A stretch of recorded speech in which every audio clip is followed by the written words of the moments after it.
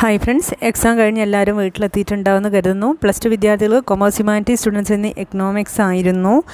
Economics എക്സാമിനെക്കുറിച്ച് നിങ്ങളുടെ അഭിപ്രായം ഞാൻ കാത്തിരിക്കുന്നു. കാരണം ഒത്തിരി പേര് പതിവ് ചോദ്യങ്ങളിൽ നിന്ന് വ്യത്യാസപ്പെട്ട് ഒത്തിരി ക്വസ്റ്റ്യൻസ് വന്നു എന്ന് പറഞ്ഞു. മാത്രമല്ല, പക്ഷേ ക്വസ്റ്റ്യൻസ് നോക്കുകയാണെങ്കിൽ പാസ് മാർക്ക് വാങ്ങാനൊന്നും ബുദ്ധിമുട്ടില്ല. അതൊക്കെ സ്ഥിരം റിപ്പീറ്റ് ചെയ്ത് വരുന്ന ക്വസ്റ്റ്യൻസ് തന്നെ അത്രത്തോളം ഉണ്ട്. പക്ഷേ അതായത് A+, ഫുൾ മാർക്ക് എന്നിവയൊക്കെ ആഗ്രഹിക്കുന്ന വിദ്യാർത്ഥികളെ സംബന്ധിച്ചിടത്തോളം നമ്മൾ മുന്നേ സൂചിപ്പിച്ച പോലെ തന്നെ ക്വസ്റ്റ്യൻസ് ഒരു 3, 4, 5 തവണ വായിച്ചാലേ അതൊരു ധാരണ കിട്ടുകയും ആൻസർ എഴുതാൻ പറ്റുകയുള്ളൂ. അത്തരത്തിലുള്ളൊരു ബുദ്ധിമുട്ടോ അല്ലെങ്കിൽ സ്ഥിരം നമ്മൾ പ്രതീക്ഷിക്കാത്ത തരത്തിലുള്ള സിമ്പിൾ എന്നാൽ നമുക്ക് കൺഫ്യൂഷൻ ഉണ്ടാക്കുന്ന തരത്തിലുള്ള ചെറിയ ചെറിയ പ്രോബ്ലംസ് അങ്ങനെയൊക്കെ വന്നു.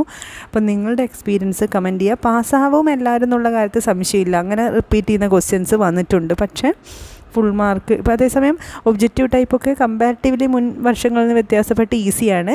പക്ഷേ മറ്റ് ക്വസ്റ്റ്യൻസിലൊക്കെ ഒരു കൺഫ്യൂഷൻ കുട്ടികൾക്ക് ഫീൽ ചെയ്തായി അറിഞ്ഞു. നിങ്ങളുടെ അഭിപ്രായം കമൻറ്റ് ചെയ്യുമെന്ന് പ്രതീക്ഷിക്കുന്നു. അതുപോലെ തന്നെ +1 വിദ്യാർത്ഥികൾക്ക് ബയോളജി, ബോട്ടണി, സുവോളജി അങ്ങനെ ഉണ്ടായിരുന്നു. പൊളിറ്റിക്കൽ സയൻസ് ഉണ്ട്, ഇലക്ട്രോണിക്സ് ഉണ്ട്, സംസ്കൃത സാഹിത്യമുണ്ട്, കമ്പ്യൂട്ടർ ആപ്ലിക്കേഷൻ ഉണ്ട്. കൊമേഴ്സ് സ്റ്റുഡൻസിന് ഇംഗ്ലീഷ് ലിറ്ററേച്ചറുണ്ട്. ഇന്നത്തെ ലാസ്റ്റ് എക്സാമിൻ്റെ പ്രത്യേകത എന്ന് പറഞ്ഞാൽ ലാസ്റ്റ് എക്സാം ഈസി ആണെങ്കിൽ റിസൾട്ട് വരുന്നവരെ ഇത്തിരി നമുക്ക് ആശ്വാസം ഉണ്ടാവും. ലാസ്റ്റ് എക്സാം ബുദ്ധിമുട്ടോ വിഷമമായി തോന്നിയെങ്കിൽ നമുക്ക് റിസൾട്ട് വരുന്നവരെയും ആ അസ്വസ്ഥത മനസ്സിൽ നിന്ന് മാറാറില്ല. അതുകൊണ്ട് തീർച്ചയായിട്ടും നിങ്ങളുടെ എക്സ്പീരിയൻസ് ഷെയർ ചെയ്യുക. ഇത് എല്ലാവർക്കും അല്ലെങ്കിൽ കോമൺലി മെജോറിറ്റിക്ക് ഫീൽ ചെയ്യുന്ന അതേ ഒരു എക്സ്പീരിയൻസ് ആണെങ്കിൽ നമ്മൾ വിഷമിക്കേണ്ട കാര്യമില്ല.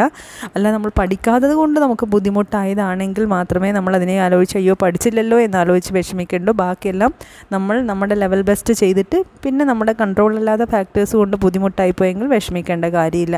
എന്തായാലും നിങ്ങൾ കമൻറ്റ് ചെയ്യുക ഇന്നത്തെ എക്സാം എക്സ്പീരിയൻസ്.